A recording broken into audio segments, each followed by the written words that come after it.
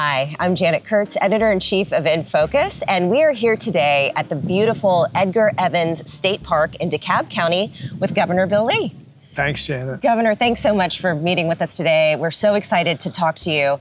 What I think a lot of our readers and our audience don't know is that you, during your time as governor, have created the most state parks of any governor in Tennessee's history.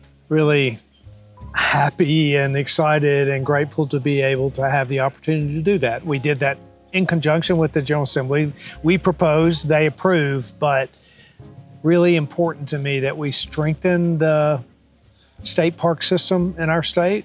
So many people enjoy it. So many more people will get to enjoy it as a result of those investments, and we're excited about the future. That's wonderful. Well, you yourself grew up on a farm. So tell us a little bit about kind of like your early memories of growing up and being on the land. I oftentimes think one of the reasons I care so much about conservation and about natural resources is because I did grow up in a very rural setting. I grew up with the woods right behind our house. I was a kid who played in the creek and swam in the river and hunted in the woods, and when I was old enough, and I developed a real deep appreciation for our natural resources. We also were a farming family, and our family and many around us worked the land, and we had a cattle operation. And so when you grow up on the land as a part of it, appreciating it, enjoying it, you want to make sure that you preserve it. Yeah. I also had a lot of experience as a young kid. My dad would take us, kayaking, and well, actually it was canoeing back in the day. I don't think anybody knew about kayaking when I was a kid. Maybe they did, but we didn't. But I went to state parks. We kayaked rivers, canoed rivers in our state. We went camping a lot, and that developed a real love and appreciation for it. Yeah, so you really kind of figured out early on that you were a conservationist, even if that word was... Didn't know that's what I was, but grew up caring a lot about the land and the forest and the trees and why we ought to understand that and know about that. Mostly it was about knowing about it. And so I think it led to, once I became governor, recognizing, hey, I have an opportunity because of the spot I'm in to make an impact on the future of our state and her natural resources, and really grateful for the opportunity to do that. What would you say, what role do the state parks play in shaping Tennessee's identity? And then what guided you to your approach in expanding the state parks? State parks have historically been important to our state for the residents to be able to get out and enjoy, those residents who don't live with the access to the outdoors that others do. As a kid, I went to Fall Creek Falls State Park. People have been going for generations to our state parks. So that was historically important, but one of the things we now know about Tennessee is that this is a unique state that people from around the country want to visit. Tourism is our second largest economic driver to our state. Our economy is very much impacted by people who travel here and spend time here, and a lot of that occurs in state parks. So, because people know Tennessee's a beautiful place, they know that they want to get out and enjoy with their family, so they look to Tennessee and they see state parks. If we can develop those correctly and have improved lodges and have improved campground areas, make sure that our investments in maintenance, that's been one of the big pushes of our administration, is to make sure that deferred maintenance is not deferred any longer. Right, and so it becomes the priority. That's right, so that we've significantly increased the amount of recurring dollars that goes toward maintaining our parks. So not only expanding the 14 new parks that we have, but maintaining the ones that we have, improving their lodging facilities and camping facilities, all in an effort to make sure that folks have access to the parks. And I'll add, it's not just the state parks that have been the focus of our conservation efforts. There's water, there's blueways, there's preservation of rivers, There's cleaning up of brownfields. There's farmland preservation. There are so many components to a strategic conservation plan in a state. I'd say the state parks are the centerpiece of that, and the thing that is most known and most attractive to people, but it's been also an honor and an opportunity to be able to go beyond state parks into the further reaches of conservation across our state. Well, that actually segues into a question that I have, in that you have made farmland preservation a priority during your administration, and you have famously helped the Duck River watershed and conservation there. How do you as a governor, but then how does leadership help focus on preservation and conservation while also focusing on economic growth for the state? It's the biggest challenge that we have as it relates to conservation is growth and conservation. How do you do those both? How do you balance those? It's one of the hardest issues that we face, but I actually believe that you have to go at it with the understanding that you can accomplish both. It isn't easy. You have to give some compromise on both sides of that, of the balance there. But we've made a real effort to understand the real conservation challenges that come with a state that's one of the fastest growing in the country. We are one of the fastest growing states. We're one of the most moved to places, in part because of the beauty of what we have in our state. But that means rapid development, and that means a loss of farmland, for example. 9 acres per hour just in the last, as it was recorded a couple of years ago, 9 acres per hour lost to development. It's kind of a staggering number when you think about it. The numbers dropped a bit, and we're glad for that. We recognize, we talked about tourism being a large economic driver. Agriculture is the #1 driver to our economy. So while we have a robust economy and development and business growth is happening, agriculture is our #1 driver. Right. We have to protect it. So farmland has to be protected. It's the reason that we brought the Farmland Conservation Act, which is a balance. It allows farm families to put their land in trust. It incentivizes them to put land in trust, which of course would prevent it from being developed in the future. But it doesn't require that to happen. It incentivizes that. It allows for a thoughtful movement toward preservation and conservation of farmland. And just talking about farmland conservation, elevating that conversation has made it something that farm families have considered for the first time that they might not have considered before. The Duck River is one of the most biologically diverse rivers in all of North America. It is a jewel of a waterway for Tennessee. It is very unique river that has very unique species and a very unique importance for protection. But it also runs through and is the water source for one of the most rapidly developing areas of our state. Our waterways are used for water sourcing for the people that live along them and the communities that are there beside them. So that's important, that we use our water wisely, but that we protect that river. And so we established a strategy for protecting the duck, and it's led into a development of a plan that's not complete yet, but we're working on that plan that will have a long-term strategy for water for that region that doesn't come at the expense of the biological uniqueness of the Duck River. That is a very complicated problem that can be pushed off and kicked down the road unless we meet it head on and say we have 2 things that matter to us, that river and the people that live alongside it and their need for water. We believe we can solve that with a very thoughtful approach, and that's what the Duck River strategy is all about.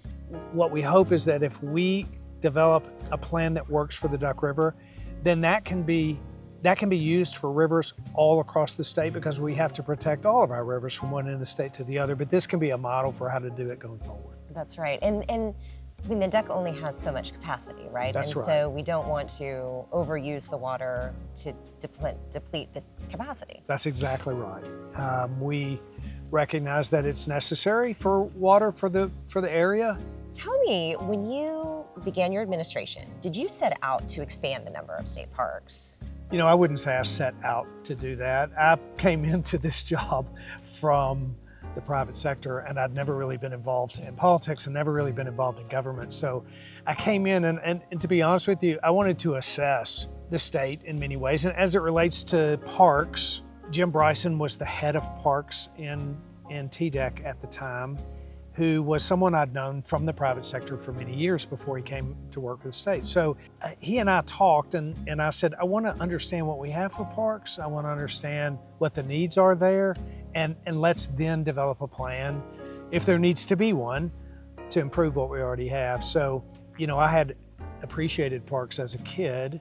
There were certain areas of the state that I hoped that we could improve. I used to do a lot of backpacking when I was a young guy, in my 20s and 30s, and backpacked, you know, Savage Gulf area and Stone Door. And as I got older, I realized we could use more access, more amenities, more development of these areas. There were natural areas adjacent to parks that I felt like could be better utilized if they were included in the parks. We had areas that weren't owned by the state that I thought were worth protecting, and we've expanded by, you know, tens of thousands of acres. The holdings that the state has of unique properties that I really believe need to be protected. So I didn't come in with a strategy to expand parks. I came in with a strategy to understand how we could improve the situation we have in our state. Well, and not only have you expanded the number of state parks, you've also expanded the offerings and accessibility of the parks. Right. We have looked at how we can improve campsites to experience the trails who might not otherwise have the opportunity to do that. We created something called Access 2030 so that by 2030 we would have the most accessible park system, in particular for people with disabilities that might not otherwise be able to take a trail. These trails can be rough, and getting access to a waterfall or an overlook or a particular part of the park that most people get to enjoy, there are some that don't. And we believed that it was really important that we find a way for at least some of the most beautiful places in our state that everyone could have access to them. So we've spent some time and developed a strategy to make trails accessible, for example. Our lodges, we have multiple lodges across the state. They're beautiful lodges. Some of them are old and some of them need to be upgraded, and so we set out to do that. We have a number of new lodges. We're in the process of updating our older lodges so that people have a better experience and more people can stay in the parks. Amenities, improvements, maintenance, those are all important if you want to have an experience for people that is attractive, and it's been important. And the electric vehicle charging stations. Electric vehicle charging stations, you know, parking areas for some of the more highly desired accessible areas. We just look at each park, and we work with these rangers and with those who have been operating these parks to say, what is it that you need? What are the people in your community, the people that access this park? Because this park is unique in itself. Every park has its unique features that people want to access. And so we work with these park rangers. The head ranger at this park, his father was the head ranger at this park. So he calls himself a park brat, but he knows and loves this park because he grew up here. And he is so excited about the facilities that we now have and the improvements that we've made to this park. That's what we're going to do all across the state. That's amazing. So Savage Gulf State Park was one of your early parks in your administration. What made that landscape or that space attractive and considered for a state park? It was the first state park that we developed and expanded. It's a truly unique geologic area in the state. If you go to the edge of the Gulf itself, which is a canyon across the way. It's spectacular and beautiful, and it has a uniqueness to it that's not found in many places in the country. It was special to me because I mentioned earlier when I was younger, I backpacked and camped a lot, and I still do that a little bit, but not as much as I did back then. Yeah. But Savage Gulf was one of my favorite places in Tennessee. We would go across the Gulf to Hobbs Cabin, and then hitchhike back around, or hike along the ridge and camp along the spots there. But it was very primitive and pretty well undeveloped these many years ago when I was a young man, which was a long time ago. But I loved that part of Tennessee, and I knew it was unique. I knew it was special. I knew that we owned a lot of property in those areas. I knew that we had a state park there adjacent, and I thought it was worth giving more Tennesseans the ability to access that spectacular place than we had given before. And so we set out, I did early on say, how about Savage Gulf? Can we make that a state park and put, plan for facilities where people can camp there, and where there are rangers there, and where there is information for people who show up in that park, interpretive center where we can understand more about why protecting this area is important and how it was created in the first place. So yeah, Savage Park's a real special place to me. No, that's wonderful. And you're continuing your legacy, if you will, by adding more parks this year. And one of those is the Cherokee Trail of Tears Memorial. Tell us a little bit about how you create a park around something that has maybe a difficult or complex history to it. I think one of the things that we ought to remember in our country is that there are a lot of difficult and complex components to our history. Our history is complex. There are parts of our history that we look at now and wonder if it could have been different.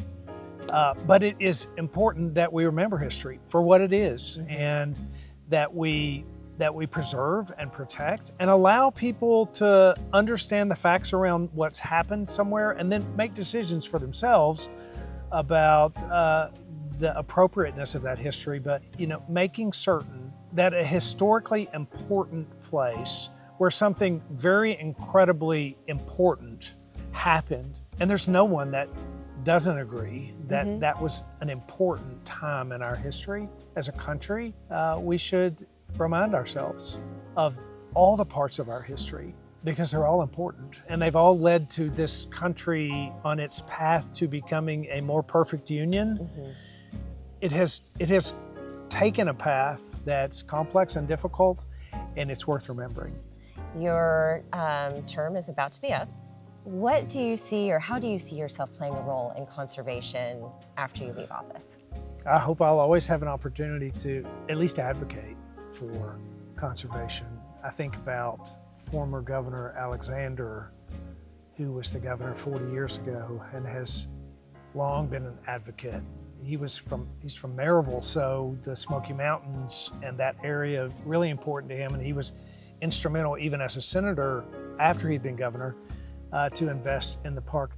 I don't know what the future holds for me, but I will always be an advocate for how it is that we consider the land and protect it, how it is that we consider the importance of natural resources, and how we think about the remarkable beauty of our state today, how we get to enjoy this, but our children and grandchildren, I have grandchildren, and I take them camping in a state park.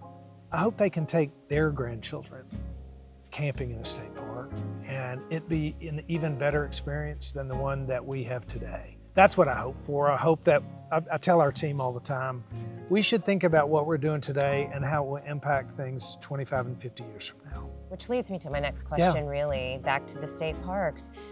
In 50 years, what do you hope that a visitor to a state park is experiencing and understanding about the conservation efforts that were done today? I think it will likely be more important 50 years from now than it is even today that people preserve and protect the environment, the natural resources that we have, because they will likely be under greater pressure than they are today. You know, when I was a kid, the need to preserve and protect existed, right? But there was just a lot more there that was available to be used. That's not going to be true in 25 or 50 years. So the importance of it will be magnified 25 or 50 years. And what you hope is that the degree to which you have made it important today and elevating that conversation will multiply over the years. That's the kind of advocacy that I hope to be able to do, even for the short amount of years that I have left, to say there's a reason we invested here, and it's because out in the future, it's going to matter. Right. That's right. Yep. Well, Governor Lee, thank you so much for Thanks. visiting with us today Thanks. and getting us out of the office to this beautiful Yeah. setting. Yeah. So we really appreciate it. Real honor for me to do this and talk about something I care deeply about and that I love, and I've had the incredible opportunity to work alongside people who have cared about this longer than I have. You know, this is the last thing I'll say about this. A governor can have an interest in this and can impact and affect. But you know, I grew up adjacent to a lady who banded birds and was a great environmentalist when she was in her 80s and I was 10 years old. And I would sit and visit with her, and she would tell me why it is that we need to protect this species of bird, or why it is that we need to make sure they have clean water. And you know, she taught me as a kid about things that I might not otherwise have considered. It isn't what a governor does, it's what the people in the community who understand how valuable it is what we have, it's what they do and who they teach and how they advocate. And what happens outside of the state capitol is how this beautiful place that we live in is protected. And I'm grateful for those who lean in and who care as deeply about this as I do, if not more, and who are making this the most beautiful state in America.